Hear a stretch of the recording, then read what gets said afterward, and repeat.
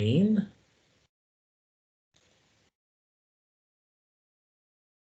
Slideshow from the beginning. Can you all see that? Thumbs up, Erin, if you can see that. Okay, great.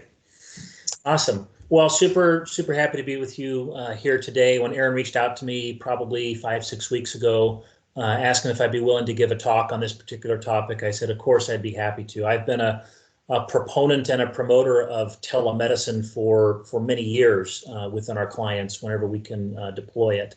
And we'll talk a little bit about, kind of what traditionally has been telemedicine, and then also how that has changed in light of the COVID-19 pandemic, because the government relaxed a lot of rules surrounding how more traditional medicine could be handled via telemedicine. Because up until that point, telemedicine had a pretty specific definition, and we'll kind of start by talking about what that was and how that was used, and then kind of how the landscape has changed really just in the last few months. So, quick background, what on earth is telemedicine? It's the remote diagnosis and treatment of patients by means of telecommunications technology. And that could be a simple phone call, it could be FaceTime or Zoom.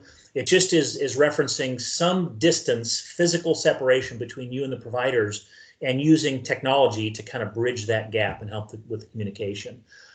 In Washington State, we've had relatively relaxed rules on how that could be deployed, but there are several states that, like Idaho, for example, it requires a screen share, for you to actually be able to physically see each other, not just that telephone connection. Historically, telemedicine has been thought of as a more convenient replacement for urgent care, for those acute, common, sudden onset conditions that wouldn't warrant going to the emergency room, but maybe it's after hours or on a weekend where getting in to see your doctor just isn't feasible. So we're using technology to kind of bridge that gap in a much more cost-effective way than just going to the ER. So the major telemedicine providers like Teladoc and MeMD, those are kind of the two biggest ones. In fact, a lot of people refer to telemedicine kind of generically as Teladoc, even though Teladoc is a very specific brand. It's kind of like the difference between Kleenex and facial tissue. Someone says Kleenex, they know what you mean. It's a facial tissue. Well, Teladoc is telemedicine.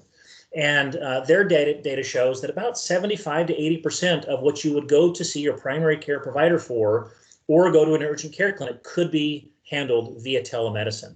And so it's going to be those real common ailments: allergies, bronchitis, cold, flu, diarrhea, insect bites, rashes, sinusitis, skin inflammation, sore throats, bladder infections, etc.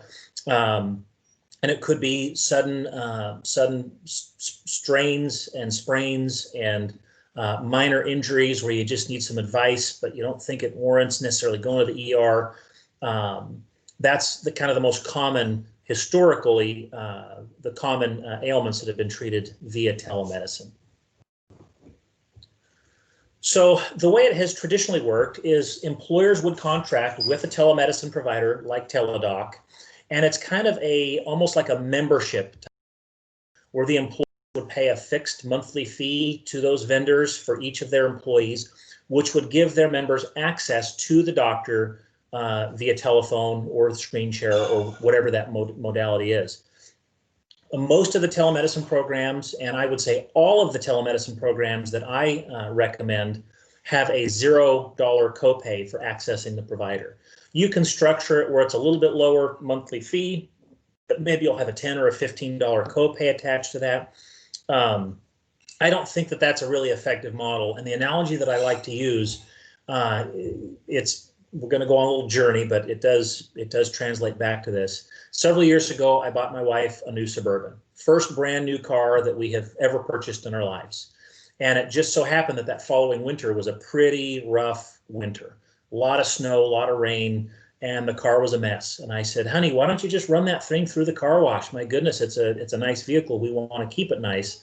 And her response was, well, I can't see paying $8 to $10 for a car wash when it's just going to get dirty tomorrow again too. I says, okay, I get that. So the next time I was out putting gas in it, I swung into one of the Tim Bush car washes and got the $25 a month unlimited pass, put the little barcode in the window, and almost instantly, because it was now perceived to be no cost every time you go through. I mean, we run our cars through the car wash 3 or 4 times a week. They are always clean because you've kind of prepaid for those services, and there's no cost at the time of services.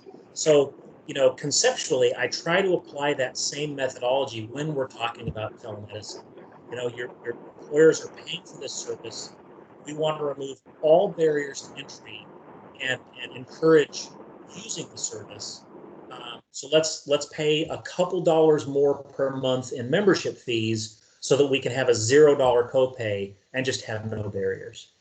So the way it typically works, if you're a first-time user, you call the 1-800 number, and there's kind of an intake process with the person who answers the phone, as though you were going to see a new doctor for the first time. They're basically starting to complete that electronic chart for you, asking about prior health conditions, any medications you take, and that process takes 10 or 15 minutes. And then once you're done, they put in the request to the provider so that the provider can call you back, and then you can have that consultation. Most of the vendors, in fact, all the vendors that we work with, guarantee the callback from the provider within 60 minutes. And if you don't get that callback from the provider that's assigned to, then it rolls to another provider. And Teladoc and MeMD, their internal statistics point to an average callback time in under 15 minutes. So it's generally very, very quick. So think about, you've got a cold or a flu or some sort of ailment that you've been dealing with, like an ear infection, like, oh my gosh, I get these 2 or 3 times a year. I know exactly what it is. What are my choices? Well, could go to the ER, but that's going to be very expensive, and you're going to be there for half the day. Could go to the urgent care clinic. It's going to be less expensive. You probably just have a copay, but you're probably still going to be there for 3 or 4 hours. Or, oh my gosh, let's use Teladoc. And if you've already used it before, it's just a matter of requesting that consultation. You don't have to do that intake process each and every time. And then 15 minutes later, you're on the phone with the doctor, and the doctor will ask about your symptoms, ask about your history, and they can actually write prescriptions for you for most things. There are some limitations, which we'll talk about in terms of the type of prescriptions they can write. But you're talking about having resolution to whatever that issue is within 60 minutes, rather than going to either emergency room or an urgent care clinic. What I have discovered is that most of the doctors who contract with the telemedicine providers are emergency room doctors on their day off. And a good friend of mine who's an ER doc at Trios, he says, hey, we work 12 shifts a month. We work 12-hour days. We have a lot of days off. And so he's contracted with a couple of the telemedicine providers, and on his days off, when he's got his morning cup of coffee, he'll spend a couple hours answering Teladoc calls. And it can be pretty lucrative for those doctors, some additional income. And so those, ER doctors are very trained and adept at being able to quickly triage what it is that's going on, get right to the root cause, and then be able to write you that prescription if that's what's called for. So, I like to use some personal examples of how I've personally used telemedicine in the past. And so 2 real quick stories. I've had back issues for, going on 20 years now. I've had 2 back surgeries. And in fact, I'm dealing with issues right now that started last weekend. And, the way I've used it relative to my back is I would wake up on a Saturday morning, and, one of the unfortunate ramifications of getting older, you discover that you have a tendency to wake up injured. You have no idea what on earth just happened. It's like, oh, I don't remember running a marathon last night. Why is my leg hurting? It just happened. So I would wake up and my back would be spasmed out. And again, what are my choices? Do I go to the ER? Do I go to an urgent care clinic? Or do I use Teladoc when I'm sitting in my easy chair with a cup of coffee in my hand? Because I've gone through this so many times, I know what works. And so I would, 20 minutes later, the doctor calls and I said, hey, my back is really spasming on me. This happens every few months. If I can get in to see my primary care doctor, he'll write me a prescription for the Medrol dose pack, which is a 5 to 7 day, steroid regimen that you hit it hard and then it tapers off. And within a couple days, I'm back to normal. Can you help me with that today? Doctor says, you bet. And then they'll ask me, a series of questions. And then, okay, I still see this is your pharmacy that's in our system. Is that one you want us to call the prescription into? Yes, sir, that would be great. Okay, and that whole encounter took about 10 minutes. And then a couple hours later, my prescription is ready for me to pick up. So it's very, very convenient. And it cost me nothing except for the cost of the prescription, which thankfully is like $6. It's very inexpensive medication. So compare that to going to the ER and spending a half a day, and just when you walk into the ER, you're looking well over $1,000 worth of cost just when you walk in the door. So clearly, this is a better scenario. Kind of a little bit more fun story with my family. We were on vacation many years ago on the Oregon coast, and my middle son, he would get swimmer's ear a couple times a year, and we were just at the beginning of a 10-day camping trip. He was complaining about his ear. We happened to be at the Oregon Coast Aquarium in Newport, and it was really bothering him. And my wife says, maybe we, after lunch, we go to the ER or urgent care, rather than spending the whole day at the aquarium, because we need to nip this in the bud because we're going to be on vacation for, 9 more days. And I said, nope, we're going to use telemedicine. And this was actually my very first time using telemedicine. And my wife says, well, what on earth is that? I says, don't worry, I got this. And so we're out in the picnic area having lunch, and I quickly emailed our HR manager for PayneWest. Says, shoot me the number for our telemedicine vendor. I don't have it saved in my phone. And she responded a couple minutes later. I spent about 10 minutes on the phone in that intake process. 10 minutes later, I get the call from the doctor, describe the symptoms, and he had my son come over and, is it red? No. Any discharge? No. Does it hurt when you tug? Yep. It hurts when you tug on his ear. And he says, yep, that's probably swimmer's ear. I see that there's a Walgreens just up the road from you. I'll call in a prescription for you. Great. And my wife was furious.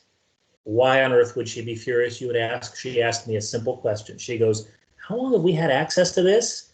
And I said, probably a couple years now. She says, you give me that number right now. She's instantly thinking of all the times that it would have been way more convenient to get these little things that we know happen from time to time taken care of via telemedicine versus, calling the doctor, making an appointment, or going and sitting in urgent care for a couple hours. So it really hit home, and we use it every opportunity that we can. So there are some limitations that people need to be aware of when it comes to what can be handled via telemedicine. And this is going to vary from state by state. I talked about in Idaho, for example, you have to be able to, have a screen time and see each other. But something that I don't think is available anywhere via telemedicine is they cannot prescribe narcotic pain medications. It should be obvious why. I mean, the narcotics, the opioids are so abused in this country. There's clearly going to be restrictions on that. And usually when you're first calling to request your appointment with the doctor via telemedicine, they do a quick triage. Well, what are your symptoms? So, for example, if you said, well, I'm having trouble breathing, I've got severe chest pain that radiates down my left arm. Yeah, you're probably having a heart attack. Telemedicine is not going to be good for you. Call 911 right now. I mean, that's kind of one extreme, but they're really quickly going to be able to say, yeah, this is something we can help you with today. Let's go through the process. Or, if you're having uncontrolled bleeding, probably go to the ER, go to urgent care. If you're not sure if you've strained or broken your ankle and you can clearly see that it's funny looking, yeah, probably not going to be telemedicine. Again, it's kind of those routine day-to-day ailments that is going to be most effective via telemedicine. So some pros and cons when we look at telemedicine as a whole and how it has impacted the healthcare system, especially in light of the pandemic. Some simple pros, in rural areas, especially if you live out, you might have a 20, 25-minute drive just to get to the nearest medical provider or more.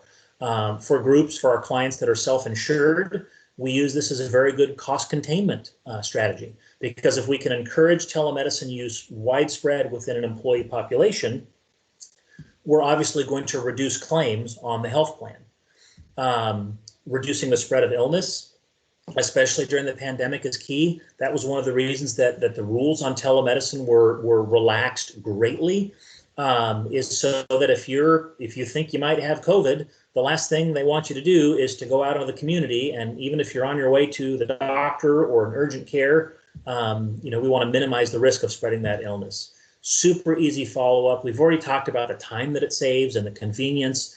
And if we can help employers structure it so that you've got a $0 copay, obviously the affordability piece is really key to this. Some of the cons, it might rely on the availability of technology. Maybe you don't have good cell phone reception or good internet access. We have noticed some generational differences. How do people who are younger and more savvy with the technology, what are their engagement patterns with telemedicine relative to the older generation who maybe isn't? And there's been an interesting shift there that we'll talk about in just a minute. Some geographical barriers where there might not be access to telemedicine providers. One of the things that is required in most states, if not all states, is whatever state you're calling from, the provider responding to your call needs to be licensed to practice medicine in that state. So for example, when we were in Newport, Oregon, and the doctor called me back, I have no idea where that doctor was physically sitting, but I have assurance that that doctor is licensed to practice medicine in the state of Oregon because that's where I was sitting. So that's key. But if we get into some of the less populated states, I could conceive a scenario where people are requesting telemedicine visits and there's just no doctors on duty at that particular time. So that's something that we've had to work through as well. And people do have some security concerns. I'm talking about sensitive health information, not sitting face to face with my doctor in a room. What kind of assurances do I have that sensitive data isn't going to be accessed by people I don't want to access? And in my view, the way that gets solved and is improving and continuing to improve is through just better technological means to make that happen. So how has COVID-19 affected telemedicine? So as I mentioned earlier, very, very early on in the pandemic, the rules that regular providers were able to operate under were very much relaxed. It allowed them to use telemedicine for their patients. So there's a difference between what we think of as traditional telemedicine, which is really what I've spent a lot of time talking about, the way it's traditionally been used, and teleprimary care, for example. That's kind of different because primary care, let me say this in reverse. With telemedicine, most likely every time you use the service, you're going to be interacting with a different doctor every single time. Just what are the odds that you're going to get the same doctor twice? Pretty low. Whereas with, primary care, you've got that relationship with your provider who knows you and knows your history, which obviously means there's a lot more things that can be done in that environment that can't be done in a traditional telemedicine environment. So recognize the difference between telemedicine and teleprimary care, which is incidentally a growing trend. There's a new healthcare delivery model that's virtual primary care, where it's the same kind of deal. It's a paid subscription service, a fixed amount per month, but you do have access to the same doctor every single time with scheduled appointments with that doctor. You're just using it with that doctor. So it'll be interesting to see how that evolves in the next coming years. But suddenly, the change in the rules allowed your primary care doctors and your specialists to still bill insurance for that telemedicine visit. They couldn't do that before. You had to physically be in their office or they couldn't bill insurance. So that was kind of a game changer. I was just in with my primary care doctor for my annual physical a few weeks ago and kind of asked him, well, what was your experience? And he said, we were really worried for those first couple of weeks because we were shut down. We had patients we knew had to be seen. And then when those rules changed, they pivoted as quickly as they could to start, reaching out to their patients and setting up telemedicine visits with them. So the prescriptions could be filled, health conditions could be monitored at the frequencies that they should be, et cetera. So that worked for them, and they have really enjoyed the ability to do that as well. And so, my prediction is this is going to be the new norm. I think that doctors are going to spend well, first of all, I don't think the government, now that they have opened up and relaxed the rules, allowing doctors to move into telemedicine and bill insurance for a telemedicine visit, it's really hard for me to fathom how they can now close that door again, because people have really enjoyed the fact that I don't have to physically be in my doctor's office. We can set up an appointment phone call and do it all that way, which is why, believe it or not, the quickest demographic that embraced telemedicine were the elderly, people who have challenges with getting around, and probably had to rely on family members to help get them to the doctor. As soon as they figured out the technology piece, they embraced it big time. Wow, from the comfort of my own home, I can visit with my doctor about whatever I need to visit about, and if he can refill my prescriptions, or she can refill my prescriptions and order whatever tests we need to get done. This is awesome. That was a little bit surprising at first, but then when you think about that whole dynamic, it kind of makes sense that, yeah, that's a population of people who would be very, very well served to not have to physically go to the doctor every time that they need to. So I don't think that's going to go back to the way it was anytime soon. So before we got into the pandemic, before this year happened, I was looking at changing patterns of behavior with respect to telemedicine, and how more and more and more people were adopting this approach and using the technology. And at the same time, looking how primary care providers for a couple decades now have really, really struggled to run their practice and be profitable. We all need to remember, at the end of the day, healthcare is a business. And if you've got a primary care doctor, they are running a business. You are their patient, but you're also their customer. And because of all of the burdens from a compliance, from a billing, from staffing, from cost of supplies, the primary care doctors were just getting squeezed and squeezed and squeezed. And that's why we saw so many, and we continue to see so many primary care doctors. Eventually, what do?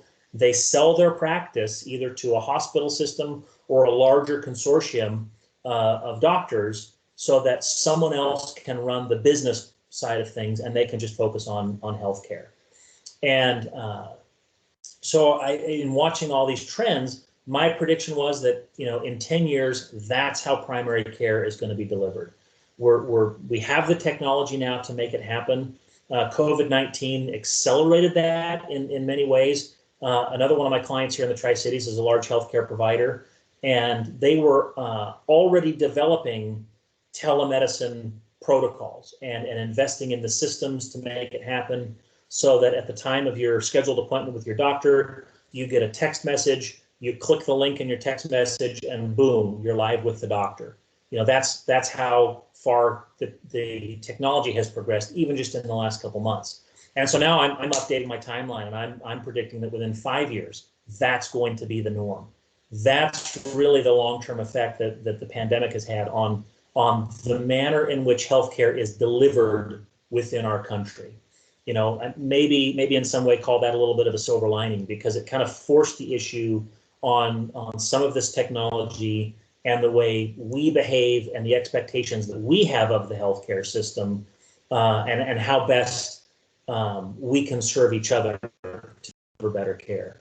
So technology is the key. As more and more people use it and see how easy it is, they're demanding that becomes the norm as well. So, hey, Matt, I'm going to interject really fast. Todd Nolan had a comment and question. He said a lot of changes to medical delivery, like telemedicine, were written into the CARES Act. Do you know if those provisions expire in the Act? The other impacted space was the HSA, FSA rules. For example, again, no longer needed a prescription for most OTC, over-the-counter drugs. Yeah, so it's a good question whether or not it will sunset. Offhand, I don't know. My prediction is that if it is scheduled to sunset, there's going to be enough of an outcry, because so many people have adapted, that it will quickly be codified into law permanently. My prediction, hopefully I'm right on that, because I think that would be a very good thing. With respect to, integration with health savings accounts, that has been one of the rubs with telemedicine, especially in the traditional telemedicine, like through Teladoc or MeMD.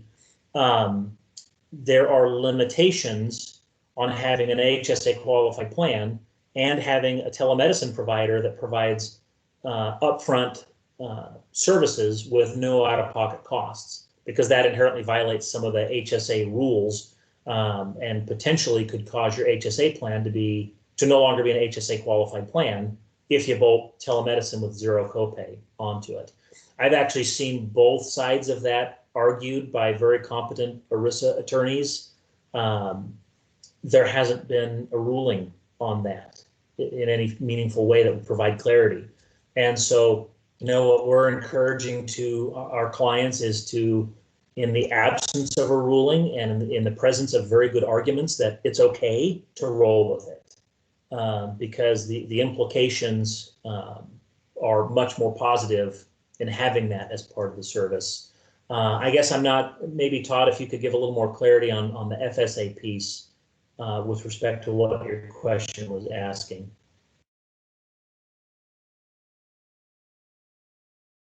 Bueller. I just realized I could speak.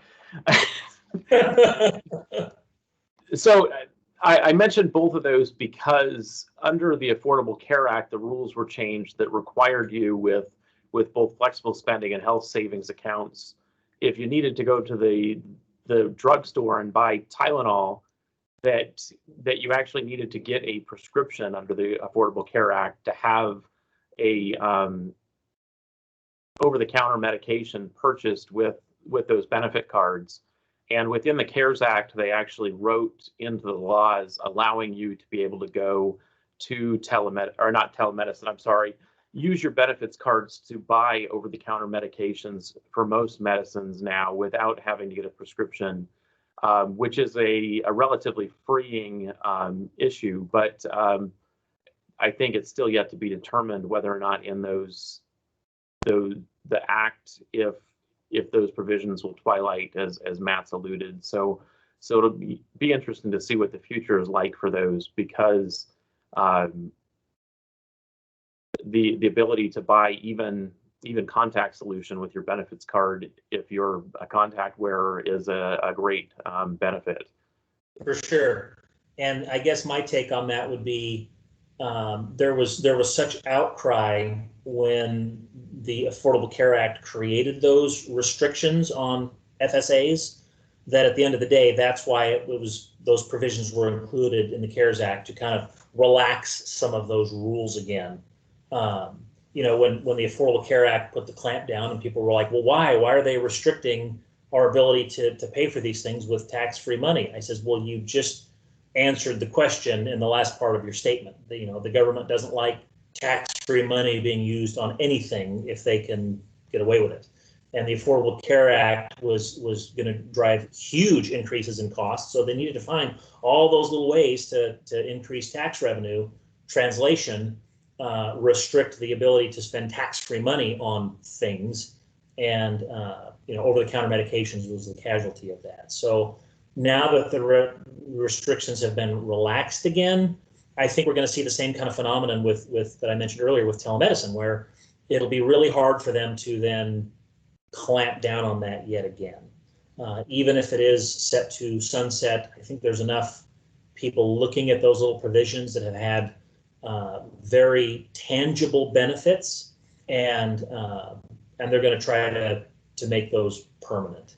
Now, whether or not we'll have a functioning government when that happens, who knows? But that's my prediction.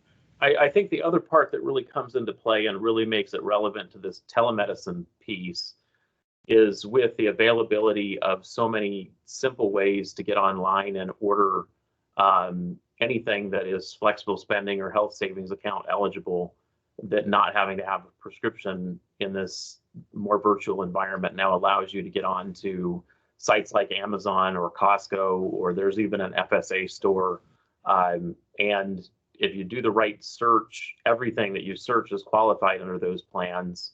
And as long as our benefits card provider has updated their list of codes that are in their system, everything that is eligible should come through automatically as FSA eligible or HSA eligible and pay. I've personally experienced some of the limitations of For instance, Costco not having their complete catalog of products updated, but every time I've had to go in and get something new, there does appear that they're starting to go through and update that. And I would assume, as you're kind of alluding to, Matt, if they're going through that effort, that probably means they're expecting that to be here to stay, because that can't be an easy update of yeah, of any of those.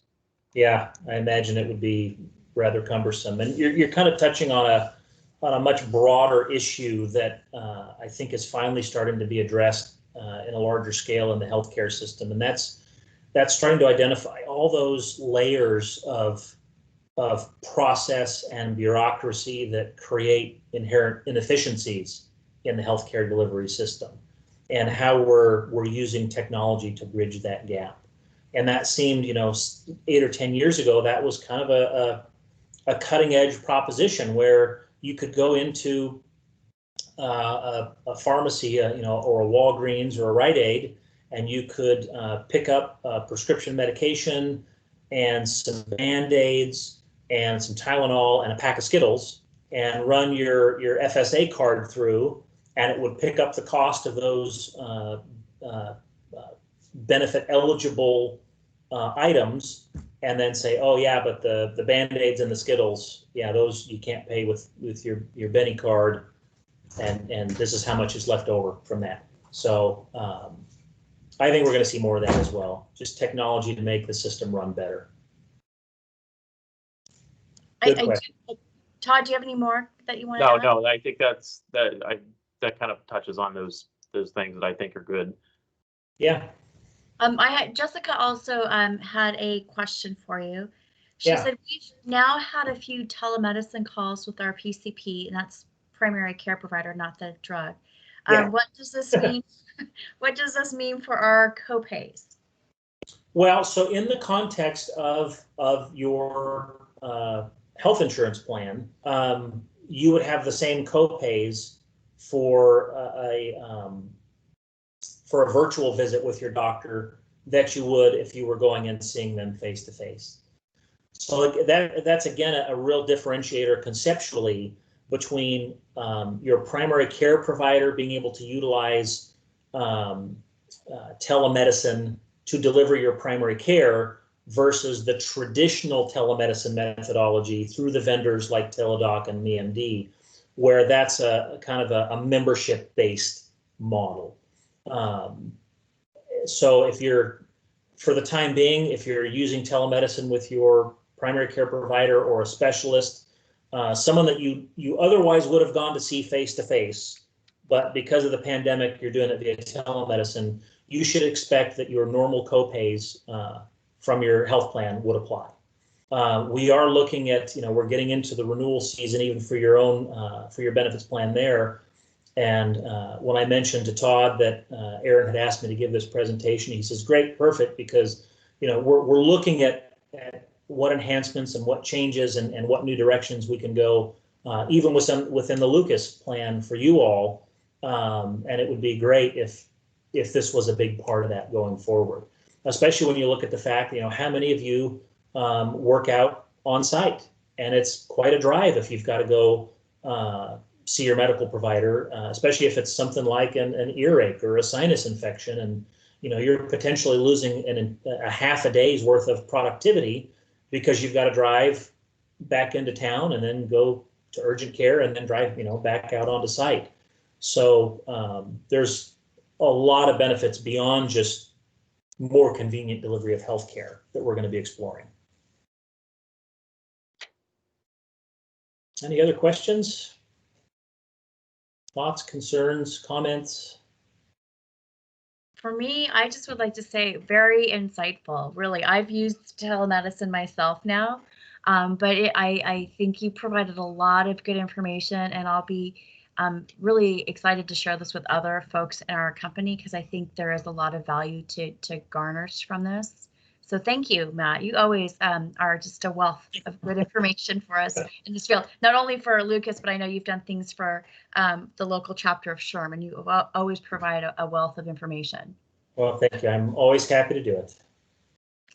So with that, does anybody have any questions or comments? I think the only comment that I would make kind of in contribution is just so if anybody is listening in the future and wants to know what we as a company have in terms of our benefit with telemedicine, the two plans that we have are our PPO plan.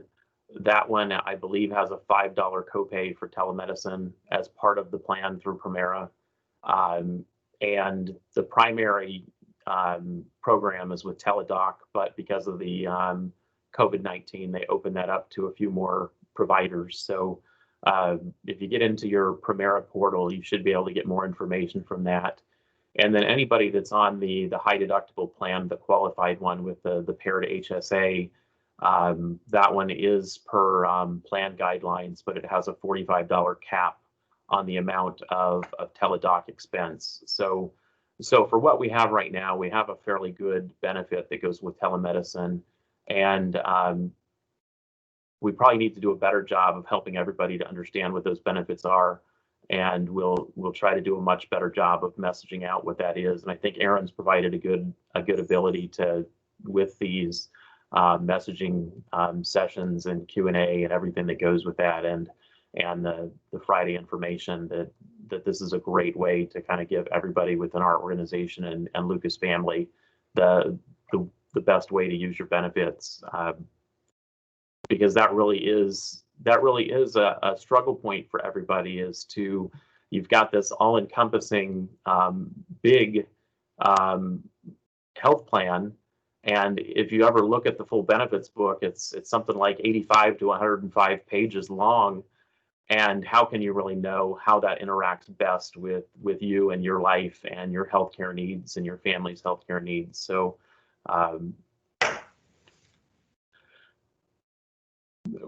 we'll do better to help bring everybody along and to share things like this. And we appreciate Matt's support in being able to do that, because he is a wealth of knowledge, and so is the rest of his staff at PayneWest.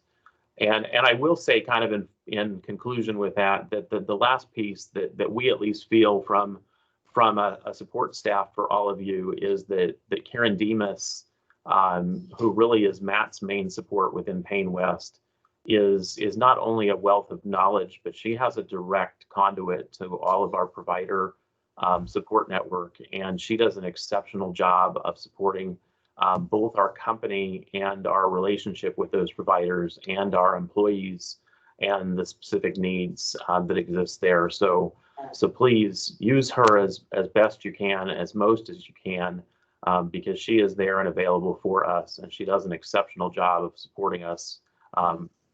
And we really appreciate the support that she is to Matt and to us. Hear, hear. And we'll probably share maybe their information when I share the PowerPoint, which I just saw came through, Matt, as well as this recording, just to kind of remind folks of that contact information. Sure. So thank you so much, you guys, and have a great weekend. Katie, you're the winner chicken dinner, but you can't. Oh, there you can, of the gift card today. So I'll put that in the mail for you. And you guys just have a great weekend, okay? It's supposed to be lovely weather, so enjoy our somewhat warm fall weekend. Awesome. Thank you, Matt. Soon. Thanks, Matt. Thanks. Thanks, everybody. Bye.